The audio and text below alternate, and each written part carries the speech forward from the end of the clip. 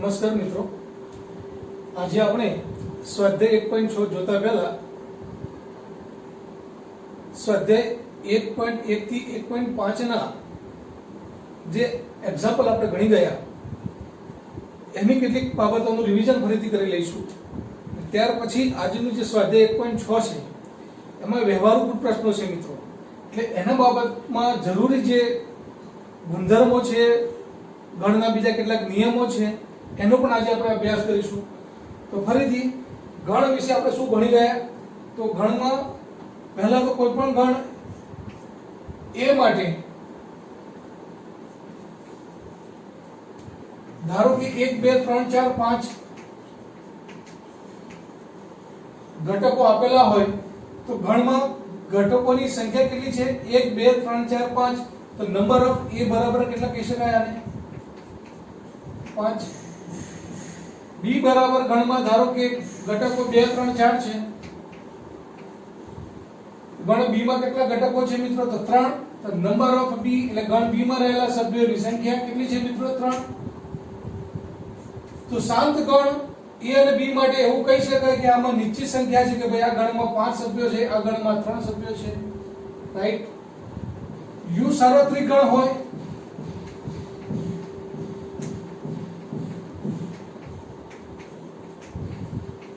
ધારો કે આમાં 1 થી 8 સભ્યો છે મિત્રો, તો કોઈ પણ ગણ એ માટે પહેલી શરત એ સબસેટ યુ હોવો જોઈએ કે એના બધા સભ્યો યુ માં હોવો જોઈએ.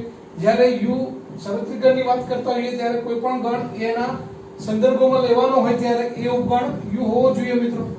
ધારો કે એ બરાબર કોઈ ગણ હું એવો લઉં છું કે 2 4 6 8, જેથી 2 4 6 8 આ બધા સભ્યો ગણ યુ માં એટલે કે સાર્વત્રિક ગણમાં આવેલા છે, એટલે આવેલા હોય તો એ ઉપગણ યુ કહેવાય મિત્રો. બે ગણ વચ્ચેનો સંબંધ ઉપગણથી દર્શાવાય અને ઘટક અને ગણ વચ્ચેનો સંબંધ ધારો કે ગણ એમાં બે ઘટક આવેલો છે મિત્રો, તો બે ઘટક જે છે ગણ એ માં આવેલો છે એ દર્શાવવા માટે શું લખતા હતા? આપણે બિલોંગ્સ ટુ નો ઉપયોગ કરતા હતા. ટુ બિલોંગ્સ ટુ એ એટલે આમ ઘટક અને ગણ વચ્ચેનો સંબંધ બિલોંગ્સ ટુ થી દર્શાવાય અને બે ગણ વચ્ચેનો સંબંધ સબસેટ થી એટલે કે ઉપગણ થી દર્શાવાય, રાઈટ? હવે એ જો આપેલો હોય તો મિત્રો a ડેશ ની વાત કરીએ કે a માં ના હોય, a માં ના હોય મિત્રો ઘટક u માં જોવાના, એટલે 2 4 6 8 સિવાયના તો શું રહેશે મિત્રો? 1 3 5 અને 7. આને આપણે a ડેશ કહીશું. એનો પૂરક ગણ a માં ના હોય તેવા u ના ઘટકો, તો a ડેશ બરાબર શું? 1 3 5 7. હવે a અને a ડેશ નો યોગ લઈએ મિત્રો આપણે, a અને a ડેશ નો યોગ. તો a અને a ડેશ નો યોગ લેવાથી, યોગ એટલે મિત્રો તમામ ઘટકો આવી જવા જોઈએ. a અને a ડેશ આ બંને કોઈ પણ ગણ છે, બંને ગણના તમામ ઘટકોથી બનતો ગણ એ યોગ a ડેશ લેવાય. એટલે કે 1 2 3 4 5 6 7 8 થશે મિત્રો. એટલે a યોગ a ડેશ બરાબર મારો શું થશે? સાર્વત્રિક ગણ યુ થશે, રાઈટ? અને a છેદ a ડેશ a માં ના હોય એવા ઘટકો a ડેશ માં હોય મિત્રો, ધ્યાન રાખજો. a અને a નો પૂરક ગણ એટલે કે a જે છે એમાં 2 4 6 8 છે, તો a ડેશ માં 2 4 6 8 સિવાયના u ના જે સભ્યો 1 3 5 7 છે. આમ a અને a ડેશ માં કોઈ પણ ઘટક સામાન્ય ન હોય માટે a છેદ a ડેશ બરાબર શું થાય મિત્રો? ખાલી ગણ થાય. આમ કોઈ પણ ગણ અને તેનો પૂરક ગણ અને બંનેનો જો છેદગણ લેવામાં આવે મિત્રો તો ખાલી ગણ થાય, અને બંને ગણનો a અને a ડેશ નો જો યોગગણ લેવામાં આવે તો મિત્રો u થાય, સાર્વત્રિક ગણ થાય, રાઈટ? ત્યાર પછી કોઈ પણ બે ગણની વાત કરતા હોઈએ મિત્રો આપણે, તો હવે b બરાબર ધારો કે મિત્રો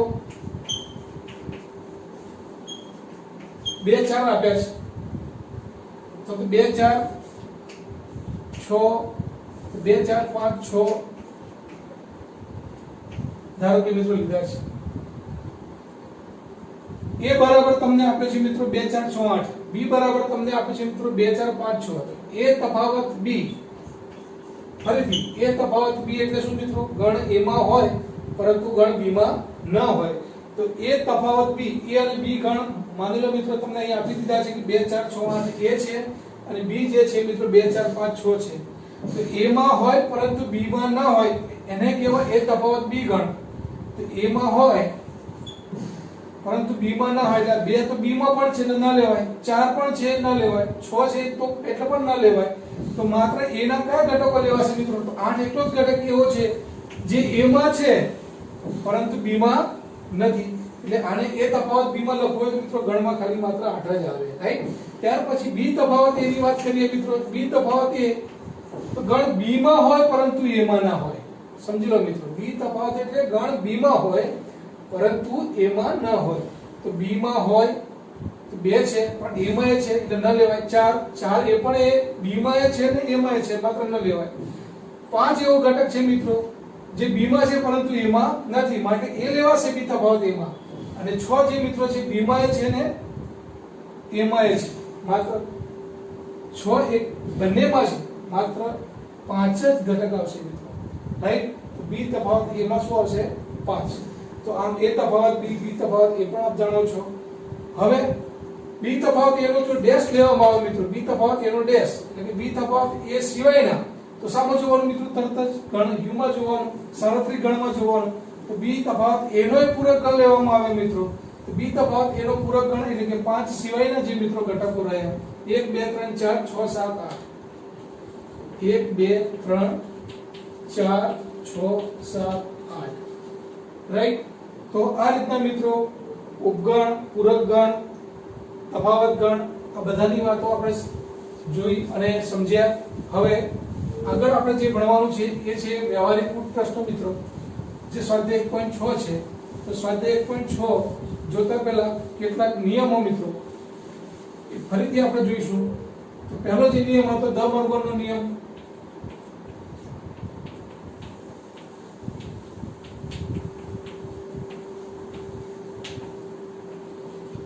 રાઈટ? તો દ વર્ગનો પહેલો નિયમ શું હતો મિત્રો? a યોગ b નો ડેશ બરાબર શું આવે? a ડેશ છે b ડેશ. હવે a b બે અલગ ગણો લઈને પછી u સાર્વત્રિક ગણ લઈને એવા એક્ઝામ્પલ તો મિત્રો આપણે ગણ્યા, ઉદાહરણ લઈને પણ આ સાબિત થાય છે ડાવ બરાબર જવાબ આવે છે કોઈ પણ a b ગણ માટે.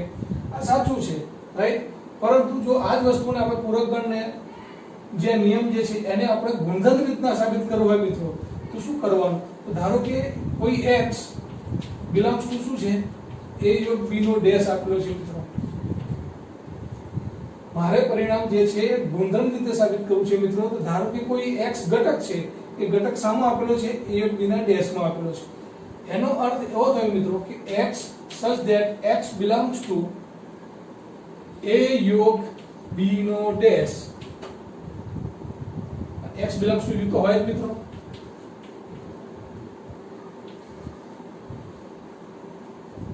therefore x such that x જો a યોગ b ના ડેશમાં હોય મિત્રો, આપણે જાણીએ છીએ કે જો x એ a ડેશમાં હોય મિત્રો તો x એ a માં ન હોય, રાઈટ? કોઈ ઘટક a અને a ડેશ બંનેમાં હોઈ ના શકે કારણ કે a અને a ડેશ તો ખાલી ગણ છે, બંનેનો છેદ ગણ તો. માટે જો x એ a માં હોય તો a ડેશમાં ના હોય અને a ડેશમાં હોય તો a માં ના હોય.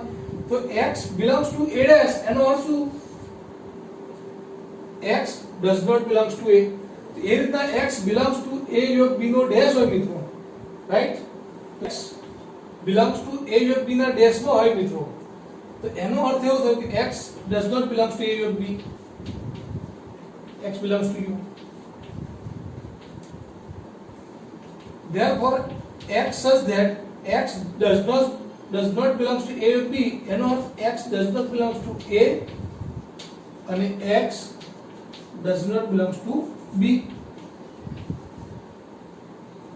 બરાબર x such that x does not belongs to a. તો x એ a માં નથી મિત્રો તો x માં હશે? a ડેશ માં હશે. અને x એ b માં નથી મિત્રો તો x માં હશે? b ડેશ માં હશે. therefore x such that x belongs to x A a dash માં પણ છે મિત્રો અને x એ b ડેશ માં પણ છે. એનો અર્થ x એ a ડેશ છે b ડેશ માં છે, x belongs to. તો આ a b નો ડેશ બરાબર મિત્રો શું લખી શકાય? a ડેશ છે b ડેશ લખી શકાય.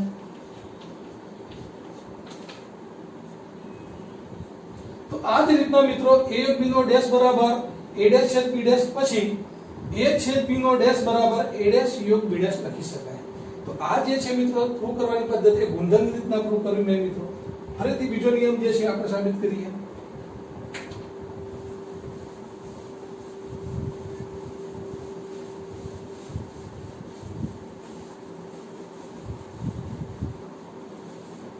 બીજો જે નિયમ છે મિત્રો a છેદ b નો ડેશ બરાબર a ડેશ યોગ b ડેશ. તો ધારો કે કોઈ x belongs to a છેદ b ના ડેશ માં છે મિત્રો. એનો અર્થ એવો થયો કોઈ x such that x belongs to u માટે x belongs to a છેદ b નો dash, right?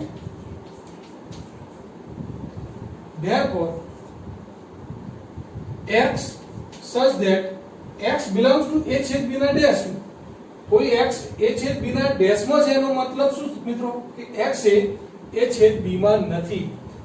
x does not belongs to a છેદ b, x belongs to u is equal to x such that x does not belongs to a अथवा x does not belongs to b, right? જો x A a છેદ b માં ના હોય, બંનેના સામાન્ય ઘટકની અંદર જો મિત્ર x ના હોય સામાન્ય ગણની અંદર, તો એનો અર્થ એવો થયો x એ a માં પણ નથી અથવા તો b માં પણ નથી અથવા તો b માં પણ નથી. તો x such that x belongs to does not belongs to a, x એ ગણ a માં નથી એનો મતલબ x એ b ડેશ માં છે અથવા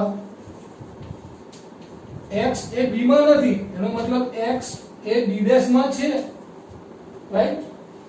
તો therefore x belongs to શું લખી શકાય મિત્રો a ડેશ યોગ b ડેશ. તો આમ x belongs to a છેદ b નો ડેશ બરાબર શું આવે મિત્રો x belongs to a dash યોગ b ડેશ. તો આમ a છેદ b નો ડેશ બરાબર a ડેશ યોગ b ડેશ મિત્રો આપણે પ્રૂવ કરી શકીએ. તો આ તો વાત થઈ મિત્રો કે નિયમોની સાબિતી. ત્યાર પછીનો બીજો નિયમ છે છેદનું યોગ પર વિભાજન અને યોગનું છેદ પર વિભાજન. આ પણ બે પરિણામો જે મિત્રો જે છે એ ખૂબ અગત્યના છે. ક્યારેક ક્યારેક એને એક્ઝામ્પલની અંદર પણ ઇનપુટ થાય છે, તો એ પણ આપણે જોઈ લઈએ. તો બીજો નિયમ છે છેદનું યોગ પર વિભાજન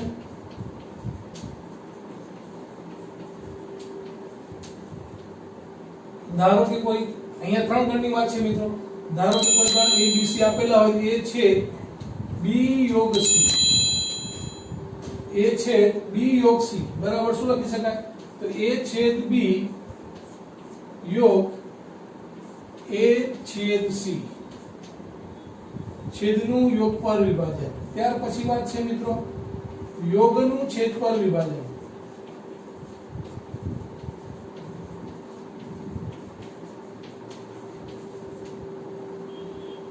a યોગ b છેદ c હોય મિત્રો. જો અહીંયા છેદનું યોગ પર વિભાજન કહેવાય અને અહીંયા યોગનું છેદ પર. તો a યોગ કૌંસમાં b છેદ c હોય મિત્રો, તો a યોગ b છેદ a યોગ c. તો ખૂબ અગત્યના વિભાજનના બે નિયમો છે મિત્રો. a છેદ b યોગ c બરાબર a છેદ b યોગ a છેદ c અને યોગનું છેદ પર વિભાજન એટલે a યોગ કૌંસમાં b છેદ c બરાબર શું લખી શકાય a યોગ b છેદ a યોગ c. તો આને પણ આપણે ઉદાહરણ દ્વારા પણ સમજી શકીએ આપણે મિત્રો, અને ગુણધર્મ રીતના પણ સાબિત કરી શકીએ. તો સૌપ્રથમ આપણે ગુણધર્મ રીતે જોઈ લઈએ, પછી ઉદાહરણ દ્વારા પણ આપણે જોઈશું. તો ધારો કે પહેલો જે નિયમ છે મિત્રો, પહેલો નિયમ હું સાબિત કરું છું, બીજો નિયમ મિત્રો તમારે હોમવર્કમાં સાબિત કરવાનો છે. પહેલો નિયમ આ જે છે મિત્રો, ચલો એને આપણે ગુણધર્મ રીતના જોઈએ. તો શું આપ્યું છે મિત્રો અહીંયા કોઈ x ધારો કે a છેદ b યોગ c માં છે. આનો અર્થ મિત્રો શું થયો કોઈ x a છેદ b યોગ c માં છે. એનો અર્થ એવો થયો મિત્રો x એ a માં છે અથવા અને x b યોગ c માં છે એ છેદ છેદ એટલે અને મિત્રો કે બંનેમાં હોય તો જ એ અને શબ્દનો ઉપયોગ કરી શકાય અથવાનો અર્થ a માં હોય અથવા b માં હોય એમાં જરૂરી નથી કે બંનેમાં હોય એવું અનેનો અર્થ કે ગણ a માં છે અને ગણ b માં છે તો અહીંયા કોઈ x એ ગણ a માં પણ છે અને b યોગ c માં પણ છે તો જ a છેદ b માં b યોગ c માં કહી શકાય મિત્રો માટે x belongs to a છેદ b યોગ c નો અર્થ એવો થયો આ પણ કોઈ ગણ છે મિત્રો ધારો કે બરાબર ધારો કે આ a છેદ p છે મિત્રો તો x belongs to a છેદ p નો અર્થ શું થયું ગણ x ઘટક એ ગણ a માં પણ છે અને x ઘટક ગણ p માં પણ છે એટલે p તો આપણે ધારો કે ગણ છે b યોગ c રાઈટ માટે x belongs to a અને x belongs to b યોગ c લખી શકાય હવે x belongs to a અને આનો અર્થ શું થાય મિત્રો x belongs to b યોગ c તો x belongs to b અથવા x belongs to c હોઈ શકે મિત્રો આ અથવાની વાત છે મિત્રો b યોગ c યોગ એટલે અથવા તો એનો અર્થ એવો થયો મિત્રો આપણો કે x belongs to a અને x belongs to b x belongs to a અને x belongs to b અથવા x belongs to a અને x belongs to c right therefore x belongs to a અને x belongs to b એટલે x a માં પણ છે અને x b માં પણ છે એનો અર્થ x એ a છે b માં છે રાઈટ અથવા x a માં પણ છે અને x c માં પણ છે એનો અર્થ x belongs to a છેદ c લખાય મિત્રો therefore a છેદ b યોગ c બરાબર શું લખાશે મિત્રો હવે બરાબર a છેદ b યોગ a છેદ c તો આ રીતના a છેદ b યોગ a છેદ c આમ મિત્રો કોઈ પણ x માટે for all x માટે આપણે જાણીએ છીએ a છેદ b યોગ c શું લખી શકાશે a છેદ b યોગ a છેદ c રાઈટ તો આ પરિણામ જે છે મિત્રો છેદનું યોગ પર વિભાજન છે આ જ રીતના યોગનું છેદ પર વિભાજન અને એનું સૂત્ર એ તમે ઘરે પ્રયત્ન કરજો સાબિત કરવાનો હવે કોઈ પણ ઉદાહરણની રીતે આપણે આ જોઈએ પરિણામ મિત્રો તો પણ આ સાચું છે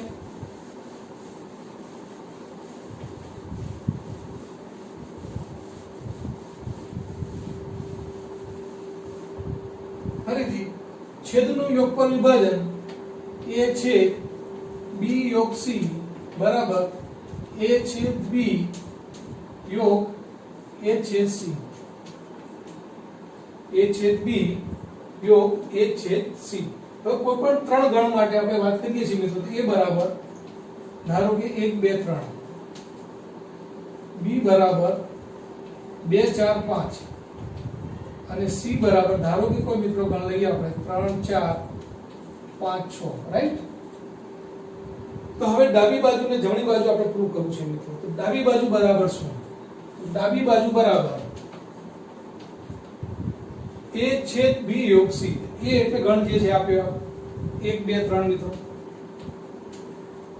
છેદ b યોગ c એટલે b અને c ના તમામ સભ્યો મિત્રો લખવાના છે b અથવા c ના તમામ સભ્યો આવી જવા જોઈએ b યોગ c એટલે કે 2 3 4 5 6 રાઈટ 2 3 4 5 અને 6 આવી જવા જોઈએ 2 3 4 5 6 હવે આ બંનેનો છેદ મિત્રો 1 2 3 અને 2 3 4 5 6 નો છેદ અને બંનેમાં હોય કોમન ઘટક તો માત્ર 2 અને 3 જ છે મિત્રો તો ડાબી બાજુ બરાબર પરિણામ શું આવ્યું મિત્રો a છેદ b યોગ c બરાબર શું આવ્યું ગણમાં 2 3 હવે જમણી બાજુ મિત્રો આપણે જોઈશું તો જમણી બાજુની અંદર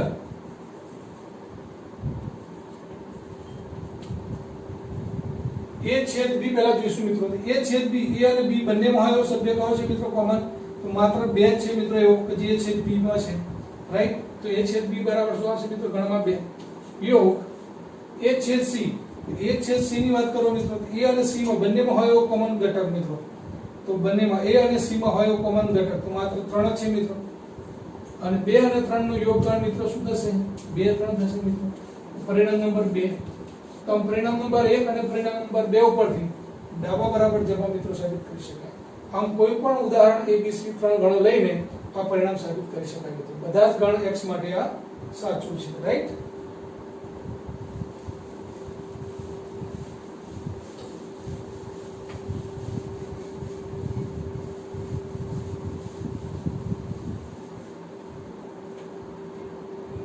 ત્યાર પછી મિત્રો વેન આકૃતિની અંદર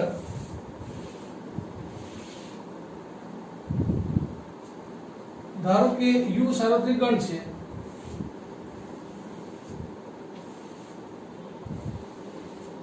કોઈ ગણ a અને આ કોઈ ગણ વર્તુળનું જે છે મિત્રો b લઈએ તો સ્વાભાવિક છે કે આ a છેદ b છે, બંનેમાં હોય ઘટક એવો.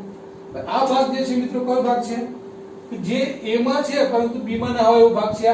એને શું કહીશું મિત્રો? a તફાવત b. ગણ આ જે ભાગ છે ને મિત્રો એ a માં હોય પરંતુ b માં ના હોય એવો ભાગ છે, આટલો ભાગ. તો એને શું કહેવાય? a તફાવત ગણ b, રાઈટ? તો એ જ રીતના આ જે ભાગ છે મિત્રો આટલો ભાગ અહીંયાથી આ ભાગ બધો છે જે b માં છે પરંતુ a માં ન હોય ધેરફોર એને કહીશું મિત્રો b તફાવત a, જે આપણે જાણીએ છીએ. માટે નંબર ઓફ ધારો કે a યોગ b માં કેટલા ઘટકો હશે મિત્રો? તો a યોગ b માં તો a યોગ b એટલે આ તમામે તમામ આવશે મિત્રો આ રીતના બધા જ, એટલે બધા જ ઘટકો એટલે a તફાવત b ના ઘટકો પણ આવશે મિત્રો.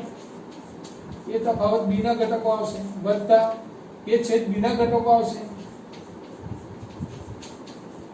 વત્તા નંબર ઓફ b તફાવત a ના ઘટકો આવશે.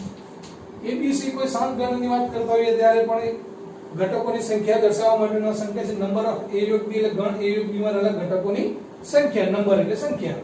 તો નંબર ઓફ a યોગ b જે છે મિત્રો એ એમાં a તફાવત b, a છેદ b અને b તફાવત a ના ઘટકોની સંખ્યાનો સરવાળો થશે, રાઈટ? હવે આ જે પરિણામ છે નંબર ઓફ a યોગ b બરાબર હવે નંબર ઓફ a તફાવત b જે છે મિત્રો a તફાવત b એ શું કહે છે કે નંબર ઓફ a માંથી આ નંબર ઓફ a છેદ b દૂર કરો. નંબર ઓફ a એટલે આખો વર્તુળ મિત્રો જો એમાંથી આટલો ભાગ આપણે દૂર કરી લે, તફાવત દૂર કરો તો શું રહેશે? a તફાવત b. એટલે a તફાવત b એ બીજું કાઈ નથી મિત્રો. નંબર ઓફ a તફાવત b એટલે કે નંબર ઓફ a ઓછા નંબર ઓફ a છેદ b. એ જ રીતના b તફાવત a એટલે શું મિત્રો? આ બધા સૂત્રો મિત્રો આપણે યાદ રાખવાના છે. હવે જે પ્રશ્નો ગણવાના છે એમાં જરૂરી છે આ સૂત્રો બધા. b તફાવત a બરાબર શું? b તફાવત એટલે કે b માં છે પરંતુ a છેદ b માં નથી, એટલે કે નંબર ઓફ b ઓછા એટલે કે તફાવત ગણ નંબર ઓફ a છેદ b, રાઈટ? તો નંબર ઓફ a તફાવત b બરાબર number of a minus number of a છેદ b કહી શકાય મિત્રો. નંબર ઓફ b તફાવત એટલે કે નંબર ઓફ b ઓછા નંબર ઓફ a છેદ b કહી શકાય. તો અહીંયા આ સૂત્રનો ઉપયોગ કરીએ મિત્રો આપણે તો શું લખી શકાય છે? અહીંયા નંબર ઓફ a તફાવત b એટલે કે નંબર ઓફ a ઓછા નંબર ઓફ a છેદ b વત્તા નંબર ઓફ a છેદ b તો છે જ વત્તા નંબર ઓફ b તફાવત એની જગ્યાએ શું લખી શકાય? નંબર ઓફ b ઓછા નંબર ઓફ a છેદ b. માટે નંબર ઓફ a યોગ b બરાબર શું મિત્રો? તો જુઓ અહીંયા a છેદ b આ ઓછા છે વત્તા છે કેન્સલ તો શું રહેશે? નંબર ઓફ a વત્તા number of b minus number of a છેદ b. તો અગત્યનું પરિણામ મિત્રો આપણને મળ્યું. નંબર ઓફ a યોગ b બરાબર સૂત્ર શું આવ્યું? નંબર ઓફ a વત્તા number of b minus number of a છેદ b. પણ માની લો કે નંબર ઓફ a છેદ b કોઈ પણ બે શાંત ગણ આપેલો પણ બંનેમાં કોઈ ઘટક કોમન ના હોય એટલે a છેદ b માં ખાલી ગણ હોય તો ખાલી ગણ હોય તો એ ગણના સભ્યોની સંખ્યા 0 કહી શકાય. માટે a છેદ b બરાબર જો મિત્રો 5 આપેલું હોય, ખાલી ગણ આપેલું હોય ત્યારે શું લખી શકાય? ત્યારે લખી શકાય આપણને a અને b શાંત ગણ માટે a છેદ b બરાબર શું આપેલું હોય? 5 આપેલું હોય મિત્રો. ત્યારે નંબર ઓફ a યોગ b બરાબર શું લખાય? નંબર ઓફ a વત્તા નંબર ઓફ b. જ્યારે a છેદ b બરાબર ખાલી ગણ હોય ત્યારે આ સૂત્ર આવે. ખાલી ગણ ન હોય ત્યારે a છેદ b માં કોઈ ઘટકો મળતા હોય મિત્રો આપણને ત્યારે સૂત્ર નંબર ઓફ a યોગ b બરાબર નંબર ઓફ a વત્તા number of b minus number of a છેદ b ખૂબ અગત્યનું સૂત્ર છે મિત્રો, એ આપણે યાદ રાખવાનું છે. ત્યાર પછી ત્રણ ગણ માટે મિત્રો કેવી રીતના આવે એ પણ આપણે જોઈ લઈએ.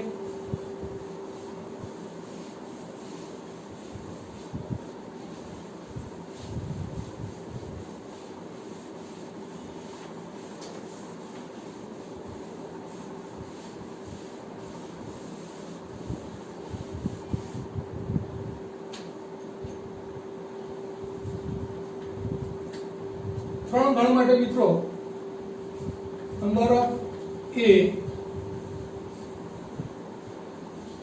નંબર ઓફ a યોગ b યોગ c, ત્રણ ગણ આપેલા હોય મિત્રો, એટલે કે નંબર ઓફ a યોગ b યોગ c. હવે ધારો કે b યોગ c જે છે મિત્રો, એ ધારો કે કોઈ p છે. આપણે ત્રણ ગણ માટેની વાત કરીએ છીએ, નંબર ઓફ a યોગ b યોગ c માટેની વાત કરીએ છીએ, એટલે b યોગ c ના કૌંસ એક લખી દીધો. આનું એક જૂથ બને છે. ધારો કે આના બરાબર શું લીધું મેં મિત્રો p, તો શું થશે હવે નંબર ઓફ a યોગ b યોગ c, એટલે કે નંબર ઓફ a યોગ b યોગ c બરાબર શું ધાર્યું મેં મિત્રો p, a યોગ p. એટલે p કોઈ ગણ છે જે b યોગ c ના ઘટકો ધરાવતો ગણ છે. હવે કોઈ પણ બે ગણ માટે તો સૂત્ર મિત્રો અહીંયા જોયું આપણે, નંબર ઓફ a યોગ b બરાબર શું લખીએ છીએ, નંબર ઓફ a વત્તા number of b minus number of a છેદ b. તો નંબર ઓફ a યોગ p હોય તો શું લખાય, તો નંબર ઓફ a વત્તા number of p minus number of a છેદ p લખાય. બરાબર, જેમ b ગણ આપેલો છે એ રીતના અહીંયા p ગણ છે, p પણ કોઈ ગણ જ છે મિત્રો, રાઈટ. તો હવે નંબર ઓફ a વત્તા number of p, number of p જે છે મિત્રો એ p ની જગ્યાએ પાછી મૂળ કિંમત જે છે b યોગ c લીધી તો મિત્રો, ઓછા નંબર ઓફ a છે p ની જગ્યાએ મિત્રો શું મૂકવાનું પાછું b યોગ c મૂકી દેવાનું, રાઈટ. નંબર ઓફ a ફરીથી નંબર ઓફ b યોગ c, કોઈ પણ બે ગણનો યોગ ગણ એની વાત, તો એ મિત્રો સૂત્રના આધારે શું લખાય, નંબર ઓફ b વત્તા આની વાત છે મિત્રો, નંબર ઓફ b વત્તા નંબર ઓફ c ઓછા નંબર ઓફ b છેદ c લખાય. બે ગણની જ્યારે વાત કરતા આ સૂત્રના આધારે આ સૂત્રનું થાય મૂલ્ય. હવે નંબર ઓફ a છેદ b યોગ c, હવે છેદનું યોગ પર વિભાજન છે મિત્રો, છેદનું યોગ પર વિભાજન હોય તેનું સૂત્ર યાદ કરો. તો નંબર ઓફ શું લખાય, a છેદ b યોગ a છેદ c, છેદનું યોગ પર વિભાજન a છેદ b યોગ a છેદ c, રાઈટ. હવે ફરીથી આ બે ગણ વચ્ચે શું આવે મિત્રો, યોગ. તો યોગ જ્યારે બે ગણ વચ્ચે યોગ આવે ત્યારે સૂત્ર તમે જાણો છો મિત્રો, એ સૂત્રનો ઉપયોગ કરીએ આપણે. તો ફરીથી નંબર ઓફ a વત્તા નંબર ઓફ b વત્તા નંબર ઓફ c ઓછા નંબર ઓફ b છેદ c ઓછા, હવે મિત્રો જુઓ આ જે છે બંનેનો સરવાળો થશે એકવાર, a વત્તા p થશે કે નંબર ઓફ a છેદ b વત્તા શું થશે નંબર ઓફ a છેદ c ઓછા બંનેનો શું થશે મિત્રો છેદ, તો આ બંનેનો શું થશે છેદ, તો નંબર ઓફ a છેદ b છેદ શું થશે a છેદ c, રાઈટ. ફરીથી મિત્રો આ બંને છેદ a છેદ b અને a છેદ c કોઈ પણ ગણ છે મિત્રો, આ બંને ગણનો યોગ ગણ, કોઈ પણ બે ગણનો યોગ ગણની વાત કરતા હોઈએ ત્યારે શું લખીએ છીએ આપણે, number of a number of p નો સરવાળો બંનેનો, જે બે ગણ છે એનો સરવાળો પછી જે બે ગણ છે એનો છેદ. એ જ રીતના આ બંને ગણનો સરવાળો લીધો મિત્રો, નંબર ઓફ a છેદ b વત્તા નંબર ઓફ a છેદ c, અને આ બંને ગણનો છેદ ગણીને નંબર ઓફ a છેદ b છેદ a છેદ c, રાઈટ. હવે નંબર ઓફ a વત્તા નંબર ઓફ b વત્તા નંબર ઓફ c ઓછા નંબર ઓફ b છેદ c ઓછા નંબર ઓફ a છેદ b ઓછા નંબર ઓફ, જો ઓછા થયા મિત્રો, ફરીથી વત્તા ઓછા નંબર ઓફ a છેદ c અને ઓછા ઓછા વત્તા થઈ જશે મિત્રો, અને a છેદ b છેદ a છેદ c મિત્રો જોવા a છેદ b છેદ a છેદ c, આ બીજું કાંઈ નથી મિત્રો, a છેદ b છેદ c છે, કારણ કે a છેદ a તો એ જ આવવાનું, a છેદ b છેદ c, therefore number of a છેદ b છેદ c. તો આ જે પરિણામ મિત્રો મળ્યું આપણને ત્રણ ગણ માટે, નંબર ઓફ a યોગ b યોગ c માટે, નંબર ઓફ a યોગ b યોગ c માટે શું મળ્યું?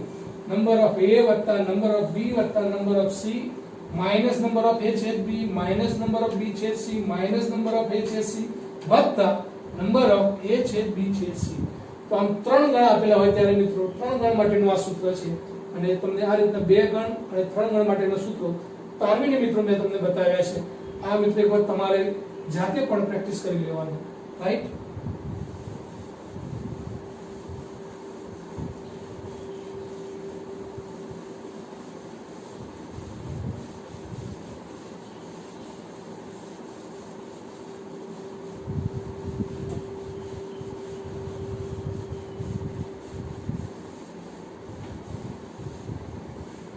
તો આમ મિત્રો અગત્યના બે સૂત્રો આપણે, નંબર ઓફ a યોગ b બરાબર નંબર ઓફ a વત્તા number of b minus number of a છેદ b, બે ગણ આપેલા હોય ત્યારની વાત. ત્યાર પછી ત્રણ ગણ માટે મિત્રો નંબર ઓફ a યોગ b યોગ c માટે શું આવે? Number of a plus number of b plus number of c minus number of a છેદ b minus number of b छेद c minus number of a छेद c plus number of a छेद b छेद c. આ મુખ્યત્વે બે સૂત્રોનો ઉપયોગ કરીને સ્વાધ્યાય 1.6